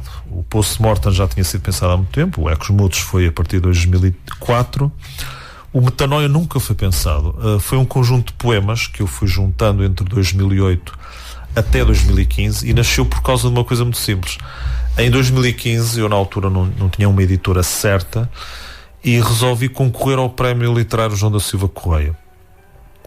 Escrevi uns poemas durante o mês de agosto e setembro, completaram depois mais tarde o livro. O livro não era para se chamar Metanoia, era para se chamar O Fulgor da Língua. Mas esse título acho que já existia e eu também não gostei muito do título. O que mudou foi precisamente um poema que eu escrevi em 2013, se não me falha a memória, chamado Arte Poética, e nesse poema tinha uma palavra chamada metanoia. Eu estive a explorar o conceito de metanoia, que é por acaso um conceito muito interessante, porque metanoia remete para a ideia de transformação, de comportamento, do caráter, a mudança de pensar e de sentir o caminho da perfeição e também da tal da conversão interior. E isso foi curioso porque serviu de artifício também para reforçar uma afirmação e refazê-la logo de seguida. E eu gostei tanto desta afirmação porque percebi que era um conceito que envolvia transformação, que é uma coisa que está muito intrínseca mesmo na própria espiritualidade. E como muitos dos poemas que eu tinha escrito tinham muito a ver com essa situação, inclusivamente a própria evolução dos poemas que eu depois encadeei neste poemário tinham muito a ver com os tempos gregos do Cronos, Aion. Desculpa, agora fui eu que me perdi. O melhor era dizeres o poema. Desculpa lá, o Cronos, o Kairos e o Aion, é isso que eu queria dizer. E foi à custa disso que nasceu um livro que eu na altura apresentei para concurso.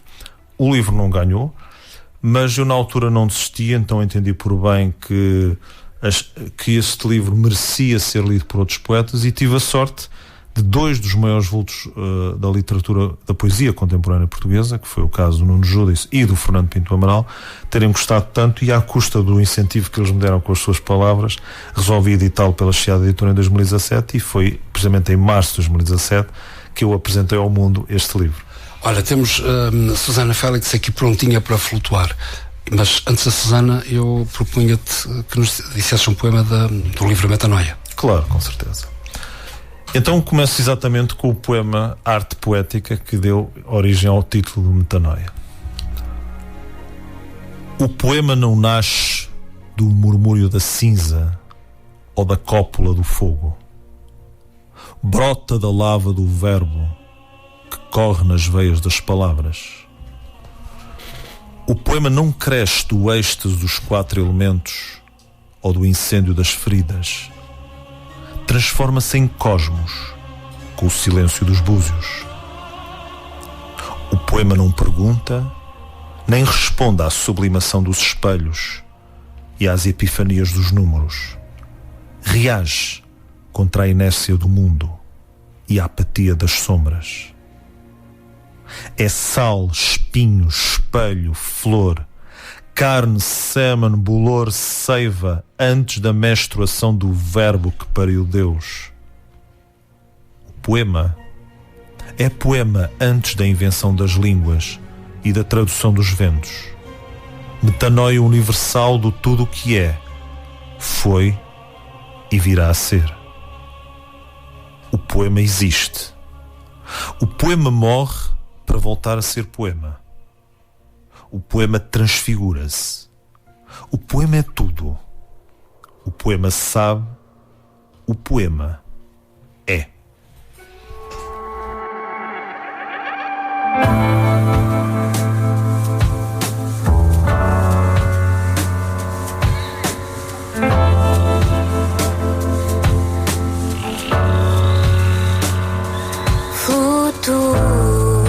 Consigo deslindar o meu gosto sem esforço.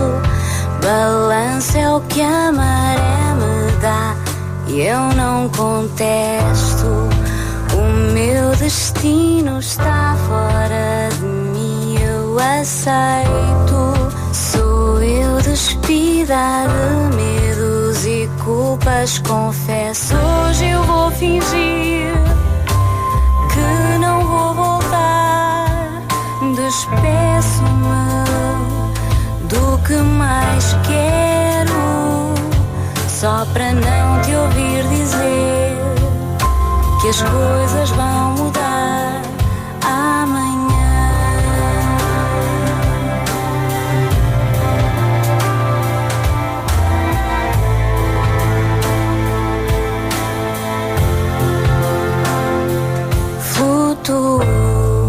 Consigo deslindar o meu gosto sem esforço. Balanço é o que a maré me dá e eu não contesto. Amanhã pensar nisso sempre me dá mais jeito.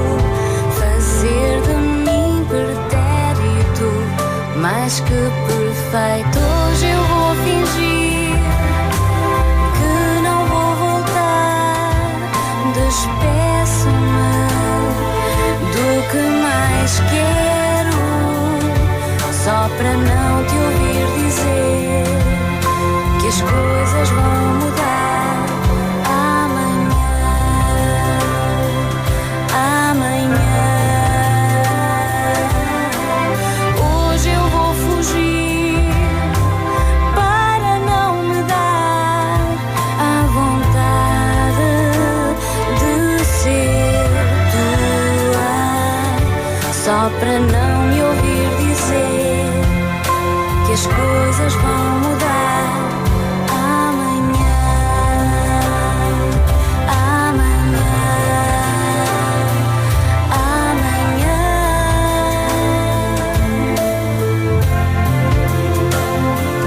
Futuro.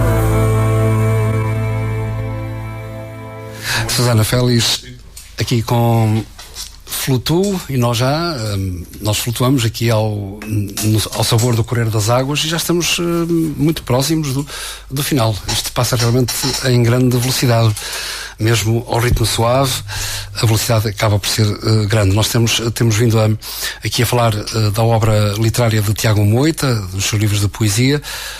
Acabamos de ouvir há pouco do seu último livro de poesia, publicado em 2017, Metanoia, e voltamos à prosa, porque em 2018 temos a Fórmula do Peregrino. Exatamente. A Fórmula do Peregrino foi um livro muito curioso, porque nasceu de 2 eventos que marcaram em 2014. O primeiro foi o nascimento do Estado Islâmico, que mostrou o lado mais bárbaro e cruel do fanatismo religioso. E o segundo foi a leitura do livro A Desilusão de Deus, do Richard Dawkins, que mostrou um tipo de fanatismo que eu não esperava encontrar num meio que eu achava que não era fanático, que era o ateísmo. Ele revelou um ateísmo cientificista radical a tal ponto de negar até certos conceitos que eram explorados já nessa altura pela física quântica, mas ele negava-os completamente porque achava que era quase uma traição ao seu ateísmo. E aliás, o Richard Dawkins é uma personagem muito controversa, mesmo no meio científico, porque ele apresenta visões muito dogmáticas, até mesmo na teoria da evolução das espécies, que são contestadas pelos seus colegas, inclusivamente. E eu achei curioso ver esses 2 campos de fanatismo, e nessa altura eu tinha já uma ideia para um romance que uma pessoa pode encontrar na sinopse da contracapa do livro, que era a ideia de uma jornalista que salva um homem, ao contrário, um homem que salva uma jornalista depois de um acidente de automóvel em plena terra de ninguém, e que nessa altura essa jornalista descobre que esse homem afinal é um professor de física quântica, mas com uma cultura e uma espiritualidade como ninguém viu, e de repente eles vão parar uma cidade chamada Hope e vão entrar numa espécie de caça ao tesouro em busca de uma fórmula que estuda exatamente, que demonstra cientificamente a existência de Deus. Portanto, a ideia da fórmula de Deus, que na altura eu não conhecia muito bem. Eu, quando fiz algumas investigações sobre a fórmula de Deus, dei-me comigo a falar de vários matemáticos como o Euler e o Pascal, que também tentaram formular essa mesma fórmula. E depois dei-me comigo a falar de Santo Alberto Magno, que, se não me engano, é o padroeiro dos matemáticos, dos escritores, também dos filósofos, que também tinha uma visão de uma fórmula de Deus. E eu gostei tanto desse tema. Na altura não lhe chamava a fórmula de Deus, eu estava sempre com aquela ideia do peregrino. Era o peregrino ateu, depois era o peregrino sábio, o peregrino zen, eram esses os títulos que apareciam. Ainda apareceu um título chamado O Enigma do Peregrino, mas foi quando a minha mãe mostrou, que ela sempre gostou de alguns livros do José Rodrigues Santos, A Fórmula de Deus, que eu encontrei um mote para, através deste livro, falar de tudo aquilo que motivou a guerra e ao mesmo tempo a aliança entre a ciência e a espiritualidade. E daí nasceu a Fórmula do Peregrino, que tentou mostrar a visão destes 2 campos tão opostos, mas ao mesmo tempo mostrar no próprio romance, no próprio enredo da história, em que pontos é que este livro, em que pontos é que estes 2 campos se cruzam e até conseguem complementar-se, que é uma coisa ainda mais interessante. O livro acaba por trazer o melhor do suspense e do mistério e da ação que tu encontras no Último Império, com o melhor da filosofia, da introspeção que tu encontras no Evangelho do Alquimista. Por assim dizer, eu acho que até é o meu melhor thriller nesse aspecto. E foi lançado em setembro de 2018. Neste livro, então, cruza-se o ateísmo e o ateísmo científico. Sim, o cientificismo, que é a visão mais radical da ciência. Estavas agora a falar, a expressar o teu raciocínio, e ocorreu-me uma citação, também uma reflexão de Leon Denis, que é um seguidor de Allan Kardec, que é o pioneiro do chamado Espiritismo, onde ele, já no início do século XX, Leon Denis diz que no futuro a ciência será religiosa e a religião será científica. Isto merece algum comentário? Achas que é para aí que a evolução caminha? O Albert Einstein tem uma expressão parecida com essa, que eu já uma vez falei nas minhas sessões de apresentação deste romance que acabei de falar. A ciência sem a religião fica coxa e a religião sem a ciência fica cega, mais ou menos esta expressão. Porque ele entendia aí bem que as duas têm fatores de complementaridade, porque se uma utiliza a explicação racional para a exploração dos fenómenos, A outra chama a atenção que certos aspectos sobrenaturais podem estar intrinsecamente ligados com aspectos que a ciência ainda não explorou, ou então explorou, mas pode observar através de outros campos da ciência, como é o caso da física quântica. Eu sei que há muitos ateus radicais, há muitos cientificistas que provocam-lhes um certo asco quando veem espiritualistas a tentar explorar a ideia da ciência através da física quântica, mas o que é certo é que a física quântica, ao falar das micropartículas, está a explorar campos que a própria espiritualidade falava muito antes dos cientistas saber o que era isso dos micro-universos, das micropartículas e tudo isso. E eu achei interessante falar exatamente desses temas, desses campos, na Fórmula do Peregrino, e no meu entender, falar até de uma forma muito didática e não muito enfadonha, de modo a fazer com que o leitor não gostasse de ler. Não, porque o romance, nesse aspecto, e eu falo não só por mim, mas por leitores que já leram esse romance e que ficaram maravilhados com a forma como este professor, o tal Gabriel Surge, fala sobre a espiritualidade e ao mesmo tempo sobre a ciência, e ele tem um opositor que é a própria jornalista, a Catherine Delgado, que é profundamente ateia. Ela não acredita em Deus, não acredita em nada disso, ela acredita sobretudo na ciência, e que faz um verdadeiro diálogo, um verdadeiro debate com ele sobre essa matéria. Mas ainda relativamente ao que estávamos a falar, ao que estás a falar, usaste mesmo na primeira parte algumas vezes o termo ou a expressão sobrenatural. Segundo a perspectiva espírita, não há sobrenatural.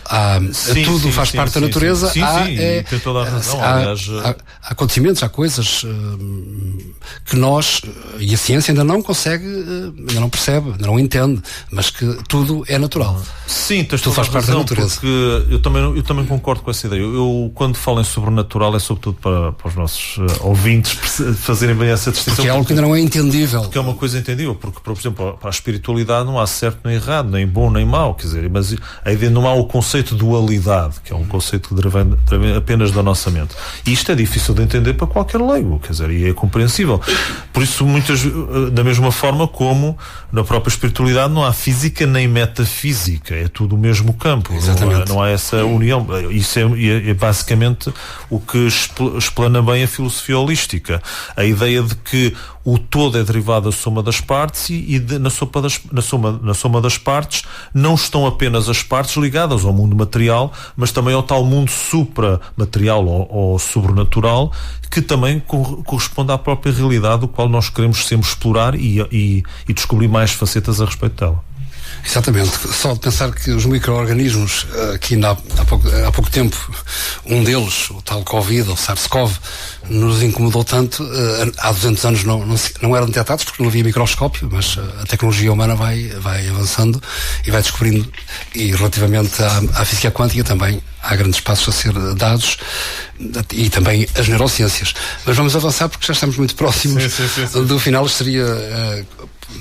Daria aqui mais uma interessante conversa. Depois da Fórmula do Peregrino, que foi publicado em 2018, temos os Contos Impossíveis. É o primeiro conto, a primeira aventura que fazes no conto. Sim, é verdade. 2019. Como eu disse anteriormente, eu quando estava na primária e na preparatória, eu já escrevia pequenos contos. Era um hobby que eu tinha na altura, mas depois perdi muito esse hobby quando fui para a secundária. Mas o conto é sempre fascinante, não é? O conto, se calhar, é muito mais fascinante porque é uma forma de tu resumires histórias, e ao resumir histórias estás a trabalhar muito mais na linguagem, estás-te a preocupar muito mais na linguagem, não tanto com a história. E esse foi um desafio que eu fiz, sobretudo em 2018, quando acabei logo a Fórmula do Peregrino, porque a minha ideia era começar a preparar-me para escrever um outro tipo de histórias, outro tipo de romances. E eu sentia que estava ainda muito preso, muito colado àquela linguagem mais plástica, mais simples do thriller, que eu desenvolvi sobretudo desde 2009. E a minha ideia era escrever exatamente pequenos contos onde eu pudesse desenvolver e libertar muito mais a minha linguagem, não estar ali preocupado com várias histórias por trás da história, como acontece com o Thriller, e daí eu ter na altura, sobretudo entre janeiro até abril de 2019, desenvolver pequenas histórias que acabaram por consubstanciar em 10 contos, que falavam exatamente sobre os temas ligados ao como é que através do absurdo o homem consegue revelar os aspectos mais negros e ao mesmo tempo mais belos da condição humana, da natureza e do universo. Chegaste a ler, foste influenciado, pergunto, pelo grande contista Jorge Luís Borges? Não. Não tanto. Eu fui muito influenciado pelos contistas norte-americanos, como o Edgar Allan Poe, o Ambrose Bierce, por exemplo, que é um contista que eu adoro muito, e que esses basicamente me inspiraram. Aliás, o José Fanho, na apresentação do meu livro em Lisboa, em 2019, disse mesmo que o Tiago era muito influenciado pelos contistas norte-americanos, e eu disse, e acertaste na minha cena, mesmo isso que eu estava a dizer. Não é que eu tenho nada contra a visão do Borges. O Borges é muito introspectivo, é muito analítico na forma como escreve os contos. Eu tenho lá as ficções dele. Não é próprio, e também é muito enciclopédico. Nós, quando lemos um conto do Borges, nós estamos a atravessar basicamente a enciclopédia universal. Mas nunca foi muito essa a minha ideia. Eu também invoco alguns aspectos da enciclopédia, da literatura, também da filosofia, mas aqui a minha intenção era, através da própria história, revelar os tais aspectos da condição humana que eu achava que deviam ser tratados de uma forma menos analítica e um bocadinho mais sintética, de modo a que as pessoas também pudessem ler, mas ao mesmo tempo inteirar, refletir melhor sobre os aspectos que cada história do cada conto eu queria mencionar. Tiago, já estamos próximos do final. Já falámos um pouco na primeira parte do teu livro mais recente, que foi publicado em 2020, Manual da Solidão, que está intrinsecamente ligado ao livro do Desassossego do Bernardo Soares, que é um semi-heterónimo do Fernando Pessoa. Não sei, para a despedida, em vez de agradecimento, agradecer à Clube da Feira e ao Dinis por me ter convidado, aquelas coisas, eu propunha-te que deixasses uma outra palavra, até a forma de quem está a ouvir-nos poder chegar aos teus livros, e a despedida com um poema. Sim. Concordas? Concordo, acho, como eu digo, eu esta conversa mais um bocado, mas claro que não faltarão oportunidades para regressares aqui. Para mim, até porque há um pormenor que ficou aqui, que não foi falado, mas foi falado na passada semana, que foste o causador, ou um dos causadores das fugas poéticas que regressaram agora a São João da Madeira. Que eu, juntamente com o Edmundo Silva, criámos com muito orgulho em maio de 2014, e que no fundo serviu principalmente para fazer com que a poesia saísse dos espaços mais formais e fosse para espaços mais informais, livres e democráticos, como eram os cafés e os próprios bares, como o próprio Steiner uma vez disse, que a liberdade da Europa se fez nos próprios cafés, e basicamente essa ideia do Steiner influenciou-me de tal maneira que eu convidei na altura o Edmundo a fazermos um conjunto de tertúlias mensais, que na altura começaram no Neptúlio, na Confeitaria Colmeia, depois passaram para outros espaços e hoje são basicamente uma tradição em São João da Madeira. Vamos então ao poema, porque tem que ser eu a fazer as despedidas. Pronto, antes de mais também quero agradecer o facto de ter estado aqui, e agradeço imenso o convite. Uma forma muito sucinta, o texto que eu vou ler faz parte de um livro, como o Dinis há pouco disse, Manual da Solidão, um livro que derivou de uma ideia que eu tive em 2020 de escrever a primeira desconstrução ao livro do Desassossego, derivado de um conjunto de conversas imaginárias que o Bernardo Soares teve comigo próprio. Eu queria vos deixar com um texto chamado A Razão do Silêncio, e é assim: não dizer nada é falar de muita coisa. Todo o silêncio necessita de uma boca que só um escritor é capaz de dar, quando deixa o seu desassossego adormecer o tédio que acendeu durante o sono dos dias. O vazio, por vezes, tem as suas vantagens quando, por exemplo, coloca o homem frente a frente consigo mesmo e instiga-o a mergulhar no incêndio das suas emoções e pensamentos. Eis um dos maiores propósitos da solidão: reencontrar a inocência perdida dos homens para além das palavras que escrevem e ouvem nos interregnos do agora e nas observações de rapina que fazem uns aos outros no intervalo dos delírios. Não basta amar o sono se não compreendermos as metáforas que se escondem por detrás das legendas dos homens. É preciso mergulhar lentamente nas palavras e decifrar os seus ruídos, de modo a que nunca tenhamos de escrever quando tivermos apenas algo para dizer, mas antes, quando tivermos algo para gritar. Muito obrigado, Tiago Moita, escritor, poeta. Hoje 2 horas intensas, muito agradáveis. Obrigado, Tiago. Obrigado, muito obrigado a todos e um grande abraço a todos os ouvintes da Rádio Clube da Feira que estiveram a assistir a esta sessão. Nós voltamos para a semana, já sabe, no horário e no local do habituais, horário 10 meia-noite, na Rádio Clube da Feira, 104.7 FM. Até lá, fique bem, uma boa semana.